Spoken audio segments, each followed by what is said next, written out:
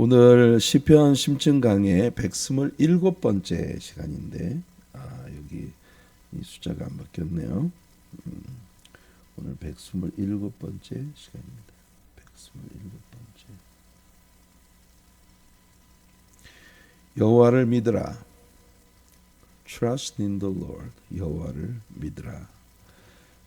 시편 34편 17절로부터 22절까지 오늘 시편 34편의 마지막 단원을 우리가 함께 보겠습니다. 본문을 먼저 함께 읽어볼게요. 의인이 부르짖음에 여호와께서 들으시고, 의인이 부르짖음에 여호와께서 들으시고 그들의 모든 환난에서 건지셨도다. 여호와는 마음이 상한 자를 가까이 하시고 충심으로 통회하는 자를 구원하시는도다. 의인은 고난이 많으나 여호와께서 그의 모든 고난에서 건지시는도다. 그의 모든 뼈를 보호하시며 그 중에 하나도 꺾이지 아니하도다. 악이 악인을 죽일 것이라 의인을 미워하는 자는 벌을 받으리로다. 의인을 괴롭히는, 의인에게 괴로움을 주는, 그러니까 이거는 여러분 하나님의 자녀, 하나님의 자녀를 괴롭히는, 하나님의 자녀에게 괴로움을 주는 그런 자들은 하나님께서 반드시 다루실 것이다. 그러니까 하나님의 사랑받는 자녀를 아프게 하는 것은 하나님께서 반드시 보복하시는 일이다라고 말하고 있는 겁니다. 여호와께서 그의 종들의 영혼을 속량하시나니 그에게 피하는 자는 다 벌을 받지 아니하리로다. 그에게 피하는 자는 다 벌을 받지 아니하리로다. 자, 우리가 이 말씀을 읽을 때 우리들의 마음속에 드는 생각은 이 시편 34편 어디에서도 다윗이 하나님을 믿는 사람, 또 하나님께 순종적인 성향으로 살아가는 사람, 그런 하나님의 자녀들에게 고통과 문제, 삶에 다가오는 여러 가지 그 painful한 그런 일들, 고통과 또 trouble, 우리에게 고통을 주는 그런 아픈 일들과 trouble, 문제거리들, 이런 것을 면하게 하신다는 약속은 어디에도 없다. 하나님께서 나를 믿으면 고통 같은 건 없어. 절대 고통 같은 건 받지 않을 거야. 나를 믿으면 trouble, 문제 그런 거 절대 일어나지 않아. 모든 하는 것마다 승승장구하고 형통한다. 우리는 이 형통이라고 하는 것의 개념을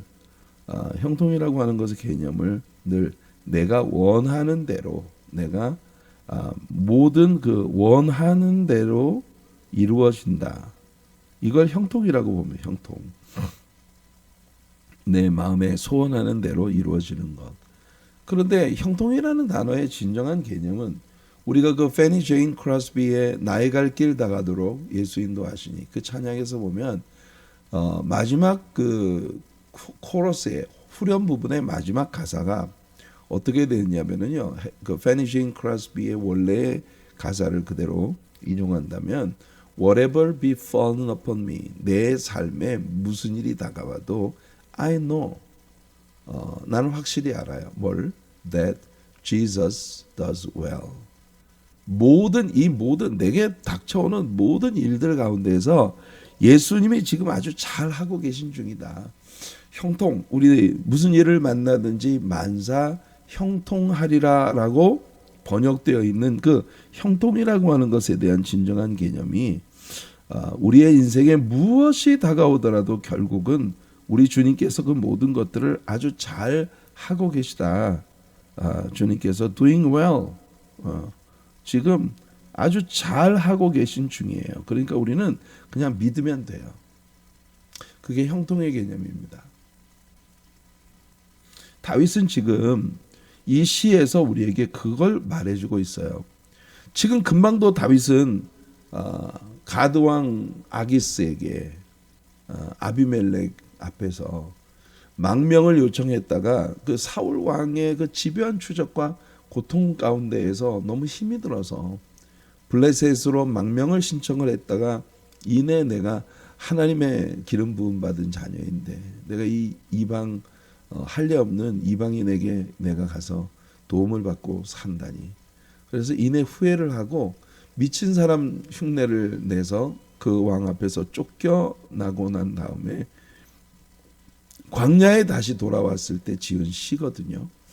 그러니까 다윗은 이 시 속에서 자신의 삶에 정말 끝도 없어 보이는 이런 고난과 역경과 아픔을 느끼면서 그래도 이 모든 것들 속에서 하나님은 나를 형통하게 하신다라고 하는 그 신앙의 고백을 지금 이 시에 담아 하나님께 찬양으로 올려드리고 있는 겁니다.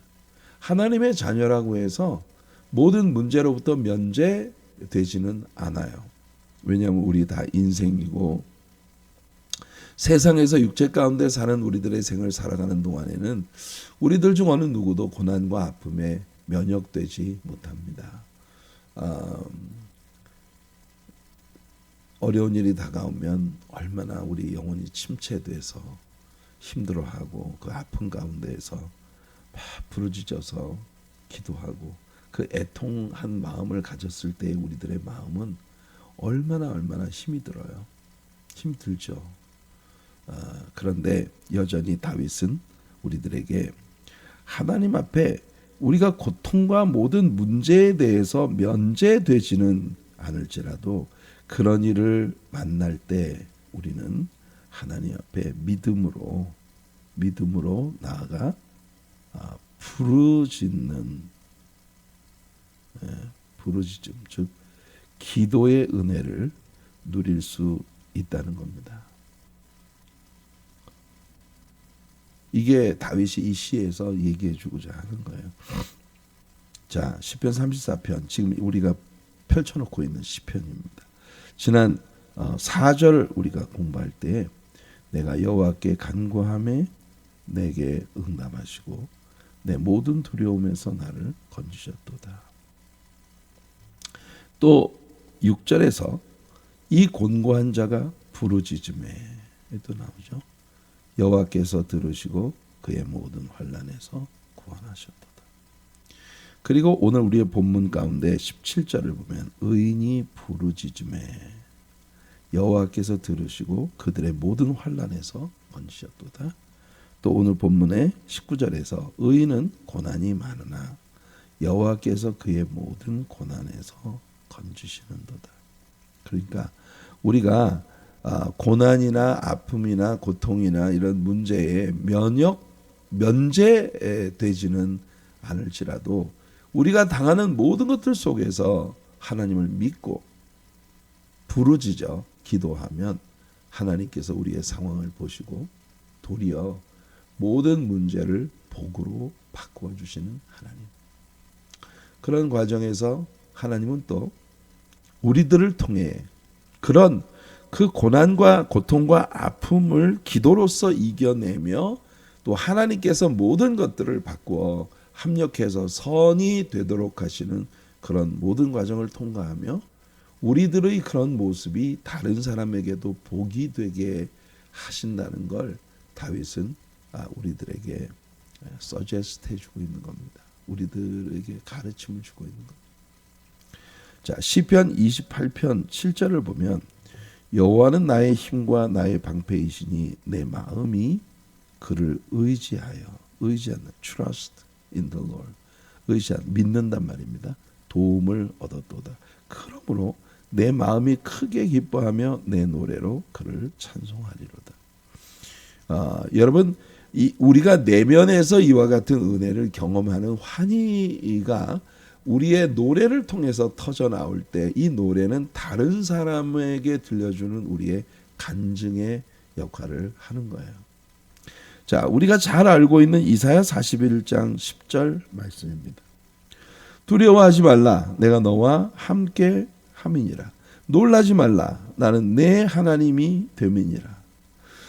우리 어제 저녁 그 요한계시록 21장 말씀에서 우리가 하늘나라에 들어갔을 때 정말 주님께서 우리를 위해 마련하신 천국에 들어갈 때 새 하늘과 새 땅, 새 예루살렘에 들어갈 때 하나님이 바로 우리 옆집에 우리와 함께 거주하신다는 그것이 얼마나 대단한 환희가 되고 기쁨이 되는지 우리가 어제 배웠잖아요. 그죠?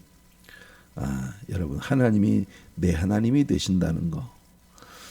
내가 너를 굳세게 하리라. 참으로 너를 도와주리라. 참으로 나의 의로운 오른손으로 너를 붙들리라. Fear not, for I am with you. Do not dismay. 겁내지 말아라. 놀라지 말아라. I'm your God. 내가 너의 하나님이 됨이니라. 이 놀라운 은혜의 약속. 우리는 이런 약속의 간증자들이에요. 히브리서 13장 6절을 보면 그러므로 우리가 담대히 말하되 주는 나를 돕는 이시니 내가 무서워하지 아니하겠노라. 사람이 내게 어찌하리요 하노라. 자, 우리는 담대히 나의 내면에 있는 믿음을 간증하는 그런 간증의 사람들이 되는 것입니다. 자, 우리가 하나님을 믿을 때 하나님은 우리의 모든 어려운 환경을 바꾸어 찬송이 되게 하시고 간증이 되게 하시는 그런 주님이세요.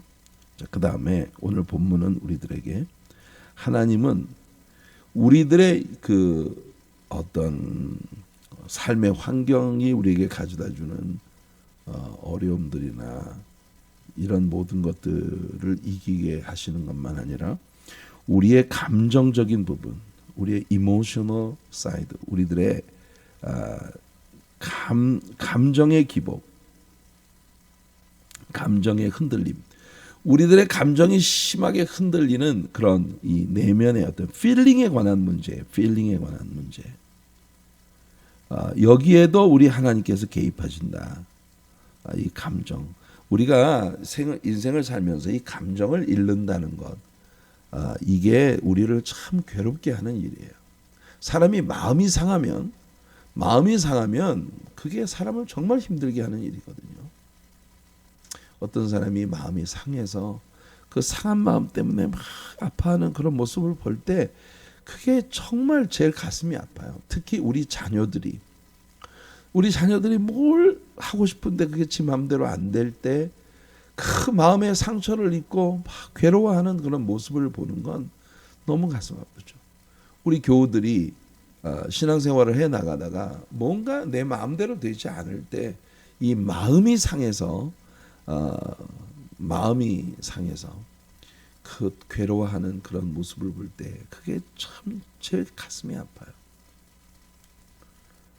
하나님은요, 우리의 상한 마음을 특별히 살피시고 또 도와주시는 분이시다라고 다윗이 우리들에게 얘기해요. 이건 다윗이 정말 철저히 자신의 경험으로부터 나오는 고백일 거예요. 여호와는 마음이 상한 자를 가까이 하시고 충심으로 통회하는 자를 구원하시는도다. 가슴을 찢으며 죄를 무릅쓰고 티끌을 뒤집어 쓰고 그 티끌과 죄 가운데에서 막 애통해하며 비통함에 빠져 몸부림치고 있는 그런 상한 마음을 가진 사람. 우리의 마음이 상할 때, 우리의 영혼이 완전히 산산조각 나서 무너질 때, 우리가 그것을 느낄 수 있든지 없든지 하나님은 우리 곁에 계시다는 겁니다. 이게 다윗이 오늘 이 시를 통해 우리에게 얘기해 주고 싶은 거예요. 여러분, 우리가 눈물 짓고 괴롭고 가슴 아파할 때, 아픈 상처로 힘들어할 때 우리가 하나님을 느낄 수 없을지 모르지만 하나님은 여전히 우리에게 아주 가까이 계시다는 겁니다. 이것은요, 우리가 뭘 충족시켜 드리면 이렇게 해주시겠다는 그런 약속이 아니에요. 이거는 그냥 팩트입니다. 팩트예요. 예, 이건 그냥 팩트예요. 이건 그냥 사실이에요. 사실. 하나님이 우리 곁에 계시다는 건 우리가 그걸 느낄 수도 있고 느끼지 못할 수도 있어요. 우리 못 느끼니까 힘들어하는 거겠죠. 그런데 이건 팩트예요. 하나님은 여러분 곁에 계십니다. 시편 119편 시편 119편 151절 말씀을 보면 여호와여 주께서 가까이 계시오니 주의 모든 계명들은 진리니이다. 주님께서 우리 곁에 아주 가까이 계셔. 이건 진리예요. 진리. 팩트예요. 또한 이사야 50장 8절을 보면 하나님께서 예루살렘을 회복시켜 주실 때에 여호와께서 예루살렘을 세우시며 이스라엘의 흩어진 자들을 모으시며 상심한 자들, 이 마음이 상한 자들, 상심했다. 이 마음에 상처를 입은 자들이에요. 상심한 자들을 고치시며 그들의 상처를 싸매시는도다. Bind up the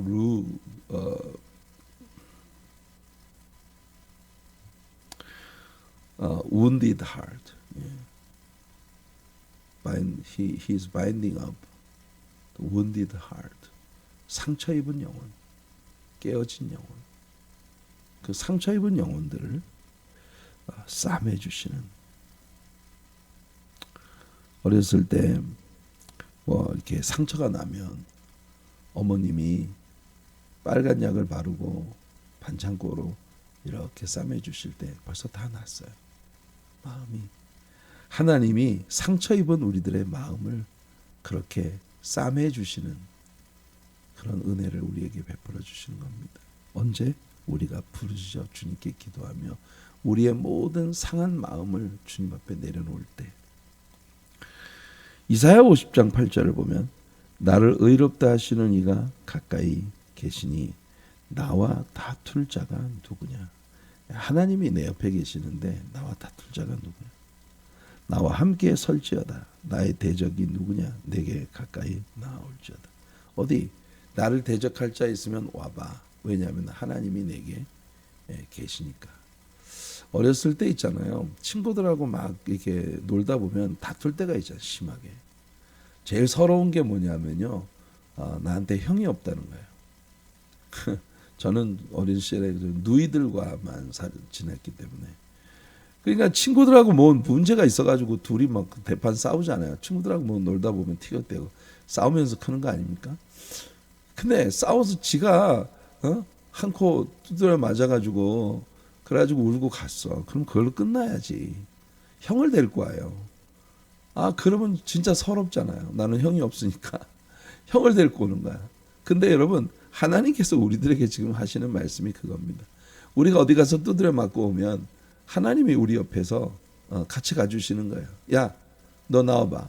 내 동생 건드렸어? 형들이 그렇게 말하는 것처럼 우리 하나님께서 그렇게 하시겠다는 겁니다. 그 과정에서 하나님께서 우리들에게 아주 기막힌 약속을 하세요. 하나님은 우리의 모든 육적 안전을 돌보아 주시는데 여기에서 우리 정말 깜짝 놀랄 말씀이 하나 이어집니다.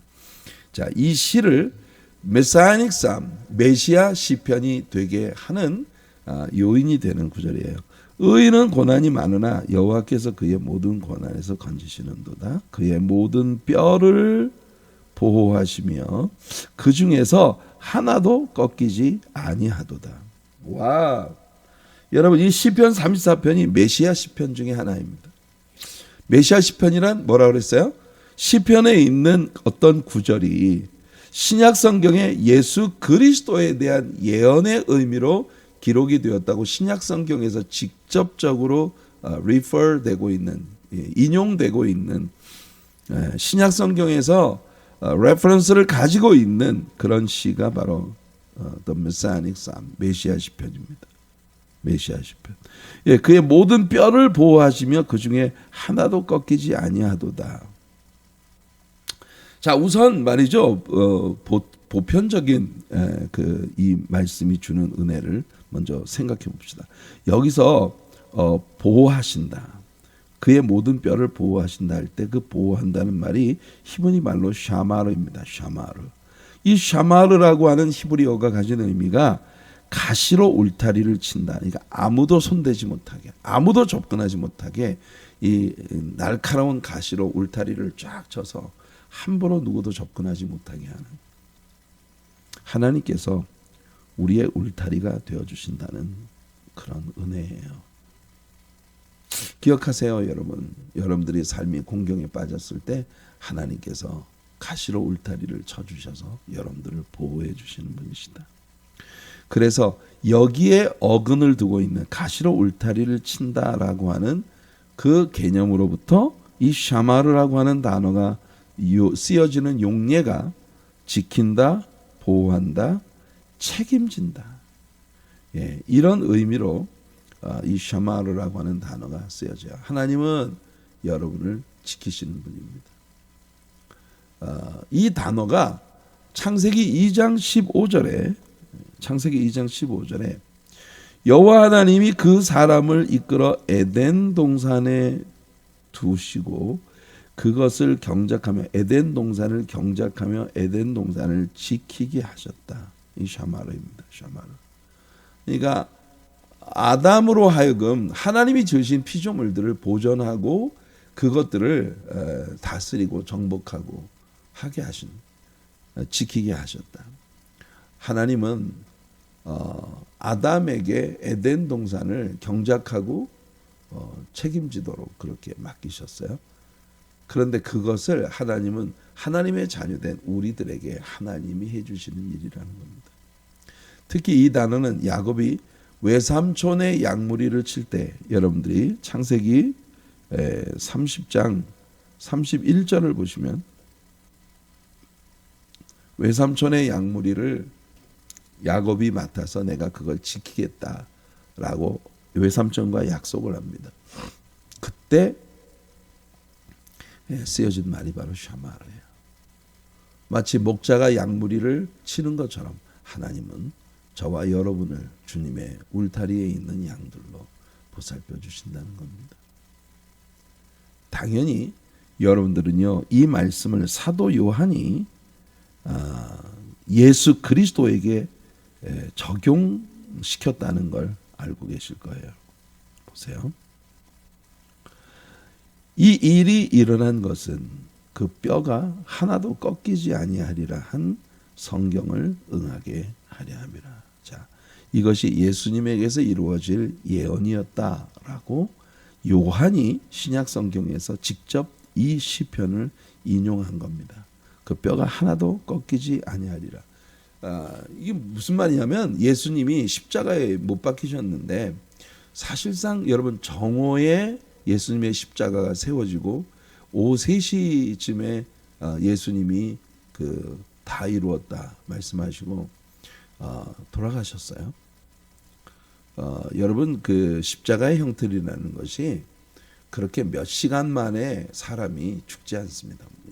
인간의 목숨이 진짜 모질어서 그 십자가의 형틀에 매달려 엄청난 고통을 받고 며칠 동안을 숨이 끊어지지 않아서 하늘을 나는 까마귀들이 와서 막 살을 파먹고 들짐승들이 막 밑에서 죽으면 바로 막 뜯어먹으려고 우글거리고 있는 이런 환경 속에서 며칠을 지내는 거예요. 그런데 3시간 만에 예수님께서 죽으셨다는 걸 믿을 수 없었어요. 그 로마의 병정들이. 그래서 창을 가지고 와서 예수님 옆구리를 찌른 겁니다. 찌르고 보니 여러분 피가 완전 몸에 피가 다 쏟아지고 물이 콱 쏟아지는데 아무런 반응도 없는 거예요. 이게 확인 사살이에요. 아무런 반응도 없는 걸 보고 예수님이 돌아가셨다는 사실을 확인해서 옆에 있던 두 강도는요 아직 목숨이 끊어지지 않았기 때문에 그들의 뼈를 꺾어서 장사를 지냈어요. 하지만 예수님은 그 이전에 예수님께서 당신의 영혼을 릴리즈 하셨습니다. 아무도 내게서 빼앗는 것이 아니고 내가 스스로 주는 것이라고 하신 그 예수님의 말씀처럼 여러분, 예수님은 그렇게 당신 자신을 스스로 내어주신 거예요.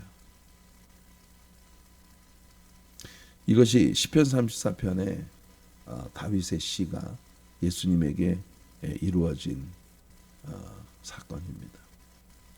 근데 사실은 이 구절뿐만 아니라 유월절 어린 양을 먹는 규례에서 하나님은 그 유월절 어린 양의 뼈가 꺾이지 않도록 하라는 명령을 주셨어요. 출애굽기 12장 46절에 보면 한 집에서 사람들이 모여 양을 먹는데 그 고기를 조금도 집 밖으로 내지 말고 뼈도 꺾지 말아라.